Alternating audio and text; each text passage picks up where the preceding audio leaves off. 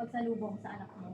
Ayos po, nag-coordinate po sila sa akin, pero po kasi pinasa ko po kay Ma'am Cynthia yung binigay ko yung number ni Ma'am Cynthia kasi siya lang yung nakakaroon ng schedule ko.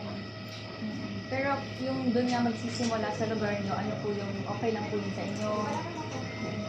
Mrs. Yulo, nakakausap niyo na po ang dating coach ni Kaloy na Japanese coach, Coach Mone. O may mensahe po ba kayo sa dating niya coach? Ayos po, nakausap ko siya and nagpapasalamat ako kasi tinawagan niya ako, nag-aalala siya sa akin sa mga nababasa niya sa Facebook niya. Although kahit hindi raw niya naiintindihan kasi nagkalat daw yung mukha ko sa internet. So yun, so parang alam niya na kung anong ibig sabihin ko. So ang sabi niya sa akin is, you're a great mom. Sabi niya, you're a responsible mom. I know you. You're doing a great job. So parang sabi ko, thank you for the kind words. It means a lot to me, coach. Sabi ko yan sa kanya. Sabi niya, don't worry.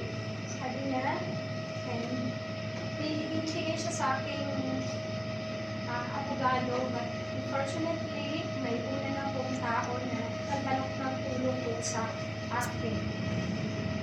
May communication na po ba si Coach Mone at si Kaloy? Simula nung nanalo siya o dati pa?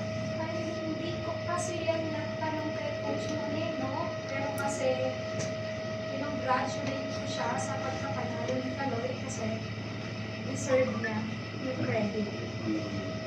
Mrs. Chulo, ano pong, kamusta na po yung preparation sa Batang Pinoy ng yung mga kapatid ni Kaloy? And meron, di ba parang na-post nyo na parang nakikipag-coordinate kayo sa LGU na gustong tumulong sa kanila. Kamusta na po yun?